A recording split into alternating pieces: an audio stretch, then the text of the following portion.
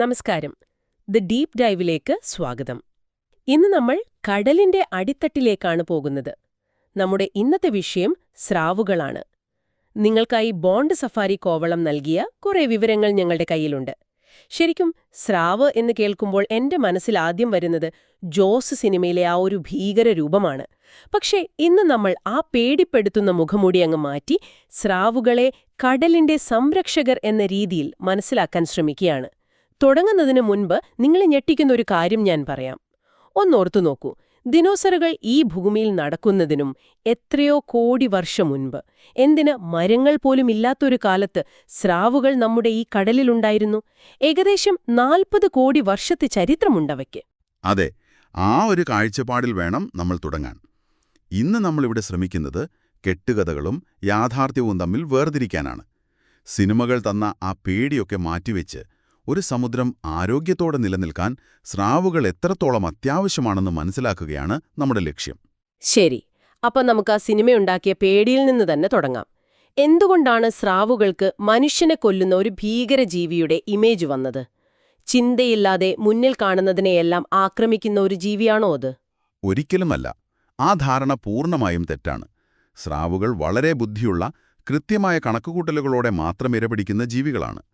അവയെ വിശേഷിപ്പിക്കാൻ എനിക്കിഷ്ടമുള്ളൊരു വാക്ക് കടലിന്റെ രോഗപ്രതിരോധ സംവിധാനമെന്നാണ്. ഒരു കാട്ടിലെ സിംഹം എങ്ങനെയാണോ കൂട്ടത്തിലെ ഏറ്റവും ദുർബലമായ മാനിനെ പിടിക്കുന്നത്, അതുപോലെയാണ് സ്രാവുകളും. രോഗം ബാധിച്ച, പ്രായമായ അല്ലെങ്കിൽ വേഗത കുറഞ്ഞ മത്സ്യങ്ങളെയാണ് അവ പ്രധാനമായും ലക്ഷ്യം വെക്കുന്നത്. ഓഹോ, അപ്പൊ അതൊരു തരം ക്ലീനിംഗ് പ്രോസസ്സാണല്ലേ? കൃത്യമായി പറഞ്ഞാൽ അതുതന്നെ. ഇങ്ങനെ ചെയ്യുന്നതിലൂടെ മത്സ്യക്കൂട്ടങ്ങൾക്കിടയിലെ രോഗങ്ങൾ പടരുന്നത് തടയാൻ അവ സഹായിക്കുന്നു. ആരോഗ്യമുള്ള മത്സ്യങ്ങൾ മാത്രം അതിജീവിക്കുന്നു.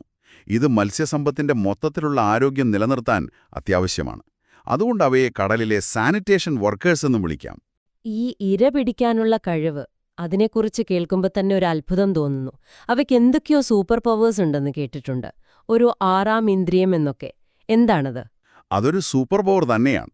സ്രാവിന്റെ മൂക്കിന് ചുറ്റും നിങ്ങൾ സൂക്ഷിച്ചു നോക്കിയാൽ കുറേ ചെറിയ കറുത്ത കുത്തുകൾ കാണാം. അതാണ് അംബുളെ ഓഫ് ലോറൻസിനി. ഈ കുത്തുകൾ ശരിക്കും ഒരു ഇലക്ട്രോണിക് സെൻസറാണ്. മണലിൽ ഒളിച്ചിരിക്കുന്ന ഒരു മീനിന്റെ ഹൃദയമിടിപ്പ് പോലും ഉണ്ടാക്കുന്ന നേരിയ വൈദ്യുത തരംഗങ്ങൾ പിടിച്ചെടുക്കാൻ ഈ സെൻസറുകൾക്ക് കഴിയും. എന്റെ പൊന്നോ! അതായത് കണ്ണുകൊണ്ട് കാണേണ്ട, ഹൃദയം മിടിക്കുന്നുണ്ടോ എന്ന് മാത്രം അറിഞ്ഞാൽ മതിയല്ലേ? അതെ. അതുകൊണ്ടാണ് അവയ്ക്ക് ഇരുട്ടിലും കലങ്ങിയ വെള്ളത്തിലും അനായാസം ഇരപിടിക്കാൻ കഴിയുന്നത്. ഇതുമാത്രമല്ല സ്രാവിന്റെ ശരീരത്തിലെ അത്ഭുതങ്ങൾ. അതിന്റെ ശരീരം തന്നെ ഒരു എഞ്ചിനീയറിംഗ് മാർവലാണ്. ഒന്നാമത്തെ കാര്യം, സ്രാവുകൾക്ക് എല്ലുകളില്ല. ഒരു മിനിറ്റ്, എല്ലില്ലെന്നോ? പിന്നെ എങ്ങനെയാണ് അതിന് ഇത്രയും വലിയ ശരീരവും രൂപവും കിട്ടുന്നത്?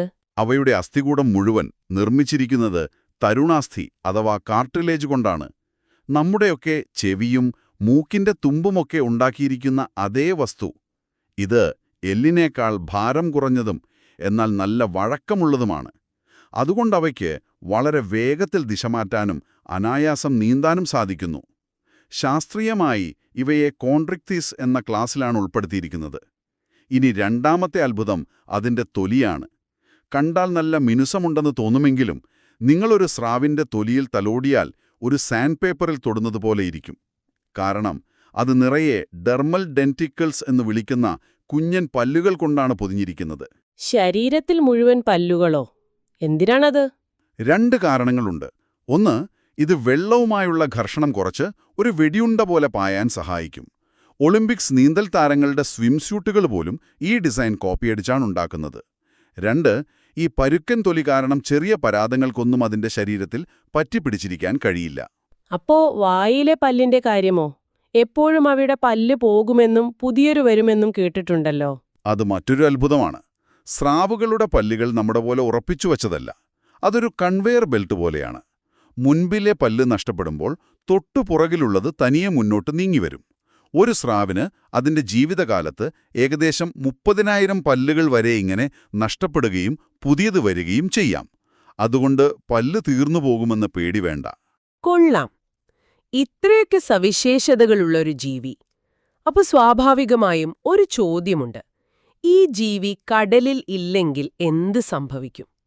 കുറച്ചു മീനുകൾ രോഗമൊന്ന് ചത്തുപോകും എന്നതിലുപരി വലിയ എന്തെങ്കിലും പ്രശ്നമുണ്ടോ? ഇവിടെയാണ് നിങ്ങൾ നേരത്തെ സൂചിപ്പിച്ച ട്രോഫിക് കാസ്കേഡ് വരുന്നത്, അല്ലേ? അതെ, വളരെ പ്രധാനപ്പെട്ടൊരു പോയിന്റാണത്. ട്രോഫിക് കാസ്കേഡ് എന്ന വാക്ക് കേട്ട് പേടിക്കേണ്ട. സംഭവം വളരെ സിമ്പിളാണ്. ഇതൊരു ചെയിൻ റിയാക്ഷൻ പോലെയാണ്. നമുക്കൊരു കഥ പോലെ പറഞ്ഞു നോക്കാം.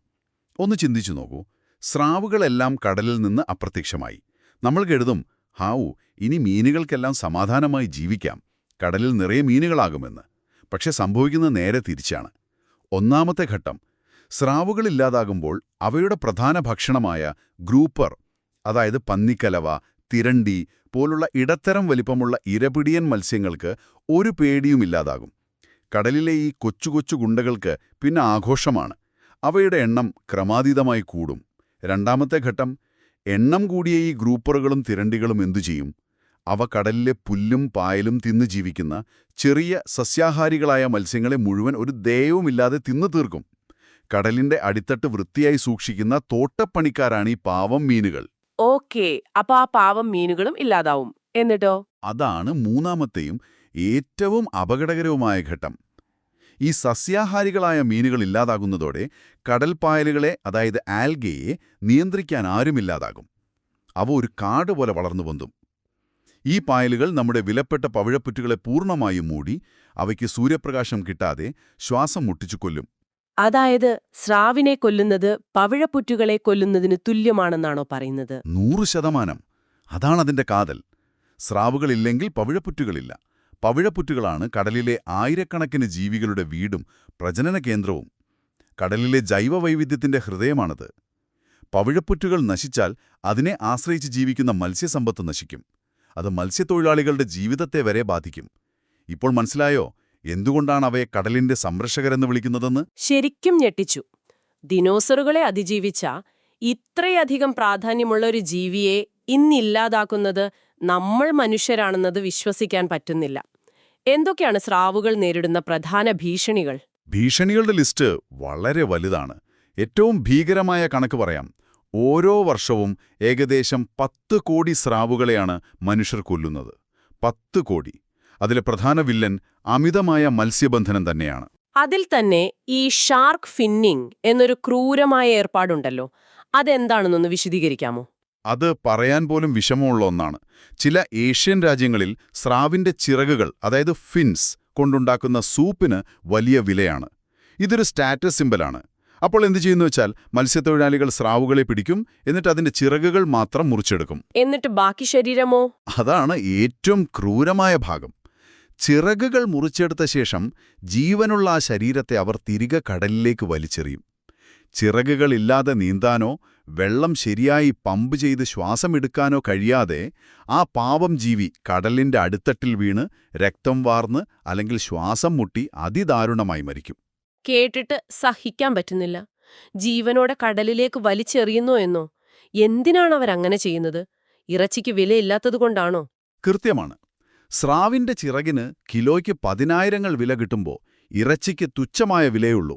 അപ്പോൾ ബോട്ടിൽ ഇറച്ചി നിറച്ച് സ്ഥലം കളയുന്നതിന് പകരം വില കൂടിയ ചിറകുകൾ മാത്രം ശേഖരിച്ച് കൂടുതൽ ലാഭമുണ്ടാക്കാൻ വേണ്ടിയാണിത്.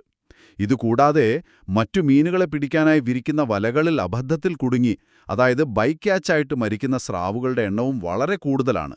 നമ്മുടെ കേരളത്തിന്റെ പശ്ചാത്തലത്തിൽ പറഞ്ഞാൽ സ്രാവുകളുടെ പ്രജനന കേന്ദ്രങ്ങളായ കണ്ടൽക്കാടുകളുടെ നാശവും ഒരു വലിയ ഭീഷണി തന്നെയാണ്. ഇങ്ങനെയൊക്കെ കേൾക്കുമ്പോൾ ആകെ നിരാശ തോന്നുന്നു. ഇതിനെതിരെ നിയമങ്ങളൊന്നുമില്ലേ? ഇന്ത്യയിലെ സ്രാവുകളെ സംരക്ഷിക്കാൻ എന്തെങ്കിലും സംവിധാനങ്ങളുണ്ടോ? ഭാഗ്യവശാൽ ഇന്ത്യ ഇക്കാര്യത്തിൽ കുറച്ചു ശക്തമായ നടപടികൾ എടുത്തിട്ടുണ്ട്. 1972 വന്യജീവി സംരക്ഷണ നിയമം തന്നെയാണ് അതിൽ പ്രധാനം. അതിന്റെ 1-ാം ഷെഡ്യൂളിൽ ഉൾപ്പെടുത്തിയിരിക്കുന്ന ജീവികൾക്ക് കടുവയ്ക്കും ആനയ്ക്കും തുല്യമായ സംരക്ഷണമാണ് ലഭിക്കുന്നത്. നമ്മുടെ തിമിംഗല സ്രാവ്, പിന്നെ വളരെ അപൂർവമായ പോണ്ടിച്ചേരി സ്രാവ്, ഗംഗാസ്രാവ്, വാൾസ്രാവ് എന്നിവയൊക്കെ ഈ ലിസ്റ്റിലുണ്ട്. ഇവയെ പിടിക്കുന്നതോ വിൽക്കുന്നതോ കടുത്ത ശിക്ഷ കിട്ടുന്ന കുറ്റമാണ്. അതുകൂടാതെ ഈ ഷാർക്ക് ഫിന്നിംഗ് തടയാൻ ഇന്ത്യ 2013 വളരെ ബുദ്ധിപരമായൊരു നിയമം കൊണ്ടുവന്നു. ഫിൻസ് നാച്ചുറലി അറ്റാച്ച്ഡ് നയം. അതായത് പിടിക്കുന്ന സ്രാവുകളെ കരയിലെത്തിക്കുമ്പോൾ അതിന്റെ ശരീരത്തിൽ ചിറകുകൾ ഉണ്ടായിരിക്കണം. ചിറകുകൾ മാത്രമായി ബോട്ടിൽ സൂക്ഷിക്കാൻ പാടില്ല. ഇത് ഫിന്നിംഗ് എന്ന ക്രൂരതയെ വലിയ രീതിയിൽ തടഞ്ഞു. പിന്നീട് 2015 ഇന്ത്യയിൽ നിന്ന് എല്ലാത്തരം സ്രാവുചിറകുകളുടെയും കയറ്റുമതി പൂർണ്ണമായി നിരോധിക്കുകയും ചെയ്തു. ഓക്കെ, നിയമങ്ങളുണ്ട് എന്നത് ഒരു ആശ്വാസമാണ്. ഈ സംഭാഷണം കേട്ടപ്പോൾ എനിക്ക് കടലിനടിയിൽ പോയി ഒരു സ്രാവിനെ നേരിൽ കാണാൻ ആഗ്രഹം തോന്നുന്നു. പക്ഷെ ചെറിയൊരു പേടിയുമുണ്ട്. ഒരു സ്കൂബ ഡൈവർ സ്രാവിനെ കണ്ടാൽ എങ്ങനെയാണ് പെരുമാറേണ്ടത്? എന്താണ് അതിന്റെ ഒരു രീതി? നല്ല ചോദ്യമാണ്. സ്രാവുകളുള്ള സ്ഥലത്ത് ഡൈവ് ചെയ്യുന്നത് സുരക്ഷിതമായ ഒന്നാണ്. പക്ഷേ ചില കാര്യങ്ങൾ ശ്രദ്ധിക്കണം. നമ്മൾ അവരുടെ വീട്ടിലേക്കാണ് ചെല്ലുന്നത്. അപ്പോൾ ആ ഒരു മര്യാദ കാണിക്കണം. ഒന്നാമത്തെ കാര്യം, ശാന്തരായിരിക്കുക. സ്രാവിനെ കണ്ട് പേടിച്ച് വേഗത്തിൽ നീന്താനോ ബഹളം വെക്കാനോ ശ്രമിക്കരുത്. അവയെ പിന്തുടരാനും പോകരുത്. നിങ്ങൾ ശാന്തരായിരുന്നാൽ അവ കൗതുകത്തോടെ അടുത്തുവന്ന് നോക്കിയിട്ട് തനിയെ പോയിക്കോളും. ഓക്കെ, അപ്പോ അവയെ അവയുടെ പാട്ടിന് വിടുക. പിന്നെന്താണ് ശ്രദ്ധിക്കേണ്ടത്? നിങ്ങളുടെ ശരീരഭാഷ വളരെ പ്രധാനമാണ്. വെള്ളത്തിൽ എപ്പോഴും നിവർന്ന് ഒരു വെർട്ടിക്കൽ പൊസിഷനിൽ നിൽക്കാൻ ശ്രമിക്കുക. ഇത് നിങ്ങളെ വലുതായി കാണിക്കും. തിരശ്ചീനമായി നീന്തുന്ന ജീവികളെയാണ് അവ സാധാരണ ഇരയായി കാണുന്നത്. എപ്പോഴും സ്രാവുമായി നേർക്കുനേർ നോക്കുക. പേടിച്ചു തിരിഞ്ഞോടാൻ ശ്രമിച്ചാൽ അതൊരു ഇരയുടെ ലക്ഷണമായി അവ തെറ്റിദ്ധരിക്കാൻ സാധ്യതയുണ്ട്. തൊടാൻ പാടില്ലെന്ന് പ്രത്യേകം പറയേണ്ടതില്ലല്ലോ, അല്ലേ? തീർച്ചയായും ഒരു കാരണവശാലും തൊടരുത്. നമ്മൾ നേരത്തെ പറഞ്ഞല്ലേ, അവയുടെ തൊലിയിൽ ഒരു ശ്ലേഷ്മ പാളിയുണ്ട്. അത് അവയെ അണുബാധകളിൽ നിന്ന് രക്ഷിക്കുന്ന ഒരു കവചമാണ്. നമ്മുടെ സ്പർശനം ആ കവചത്തിന് കേടുപാടുകൾ വരുത്തും. അവസാനമായി, നിങ്ങളുടെ സ്കൂബ ഉപകരണങ്ങൾ, ക്യാമറ, ഗേജുകൾ എന്നിവയൊന്നും ശരീരത്തിൽ നിന്ന് തൂങ്ങിക്കിടക്കുന്നില്ലെന്ന് ഉറപ്പുവരുത്തുക. തൂങ്ങിക്കിടക്കുന്ന തിളക്കമുള്ള വസ്തുക്കളെ ചെറിയ മീനുകളാണെന്ന് തെറ്റിദ്ധരിച്ച് അവ കടിക്കാൻ ശ്രമിച്ചെന്നു വരാം. ഈ കാര്യങ്ങൾ ശ്രദ്ധിച്ചാൽ സ്രാവുകളുമൊത്തുള്ള ഡൈവിംഗ് ജീവിതത്തിലെ മറക്കാനാവാത്തൊരു അനുഭവമായിരിക്കും. ശരി. അപ്പോ ഇത്രയും നേരം സംസാരിച്ചതിൽ നിന്ന് എനിക്ക് മനസ്സിലായൊരു കാര്യം, സ്രാവുകളെക്കുറിച്ചുള്ള നമ്മുടെ പേടിയും മുൻവിധികളും മാറ്റിവെക്കേണ്ട സമയം കഴിഞ്ഞു എന്നതാണ്. അവ ഭീകരന്മാരല്ല, കടലിന്റെ സന്തുലിതാവസ്ഥ നിലനിർത്തുന്ന സൂപ്പർ ഹീറോകളാണ്. അപ്പോൾ ഈ ചർച്ച കേൾക്കുന്ന നിങ്ങൾക്ക്, എനിക്ക്, നമുക്കെല്ലാവർക്കും എന്ത് ചെയ്യാൻ കഴിയും? തീർച്ചയായും ഒരു സാധാരണക്കാരനെന്ന നിലയിൽ നമുക്ക് ഒരുപാട് കാര്യങ്ങൾ ചെയ്യാനാകും. ഒന്നാമതായി, ഒരു ഉപഭോക്താവ് എന്ന നിലയിലുള്ള നമ്മുടെ ശക്തി തിരിച്ചറിയുക. നിങ്ങൾ അടുത്ത തവണ മീൻ വാങ്ങാൻ പോകുമ്പോൾ സൊറ, പാൽ സൊറ എന്നൊക്കെ കേട്ടാൽ അത് സ്രാവിറച്ചിയാണെന്ന് മനസ്സിലാക്കുക. അത് വാങ്ങാതിരിക്കുക. നമ്മൾ വാങ്ങുന്നത് നിർത്തിയാൽ പിന്നെ അവർക്ക് ആരെ കാണിക്കാനാണ് ഇതൊക്കെ പിടിക്കുന്നത്? പതിയെ അതിന്റെ ഡിമാൻഡ് കുറയും. രണ്ടാമതായി, ഒരു നല്ല പൗരനാവുക. നിയമം മൂലം സംരക്ഷിക്കപ്പെട്ട തിമിംഗല സ്രാവ് പോലുള്ളവയെ ആരെങ്കിലും പിടിക്കുകയോ വിൽക്കുകയോ ചെയ്യുന്നത് ശ്രദ്ധയിൽപ്പെട്ടാൽ മടിക്കരുത്. ഉടൻ തന്നെ കേരള വനം വകുപ്പിന്റെ ഓഫീസിൽ വിവരമറിയിക്കുക.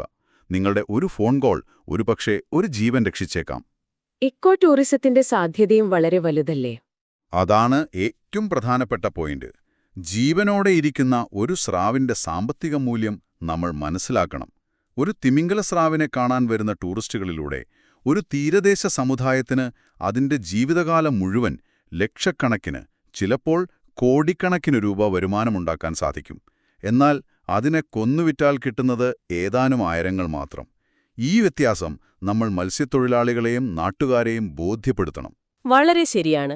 ബോൺ സഫാരി കോവളം അവരുടെ അവതരണങ്ങളിൽ പറയുന്ന ഒരു പ്രതിജ്ഞയുണ്ട്. അത് നമുക്കും ഏറ്റുചൊല്ലാം. ഞാൻ സമുദ്രത്തിന്റെ ഒരു സംരക്ഷകയാകും. ഈ ഒരു ചിന്തയോടെ നമുക്ക് ഇന്നത്തെ ഈ ചർച്ച അവസാനിപ്പിക്കാം. തീർച്ചയായും ജീവനുള്ള സ്രാവുകളുടെ പാരിസ്ഥിതികവും സാമ്പത്തികവുമായ മൂല്യത്തെക്കുറിച്ച് നമ്മൾ സംസാരിച്ചു. പോകുന്നതിന് മുൻപ് നിങ്ങൾക്ക് ചിന്തിക്കാനായി ഞാനൊരു ചോദ്യം തരാം. സ്രാവിനെ വലയിൽ കിട്ടുമ്പോൾ വിൽക്കാനുള്ള ഒരു ചരക്കായി മാത്രം കാണുന്നതിൽ നിന്ന് ടൂറിസത്തിലൂടെയും മറ്റും ഒരു നാടിന് മുഴുവൻ ദീർഘകാലത്തേക്ക് സുസ്ഥിരമായ വരുമാനം നൽകുന്നൊരു മുതൽക്കൂട്ടായി കാണുന്നതിലേക്ക് നമ്മുടെ മത്സ്യത്തൊഴിലാളി സമൂഹത്തിന്റെ കാഴ്ചപ്പാടിനെ നമുക്കെങ്ങനെ മാറ്റിയെടുക്കാൻ സാധിക്കും? അതൊരു എളുപ്പമുള്ള കാര്യമല്ല, പക്ഷെ അതിനെക്കുറിച്ച് നമ്മൾ ചിന്തിച്ചു തുടങ്ങേണ്ടിയിരിക്കുന്നു.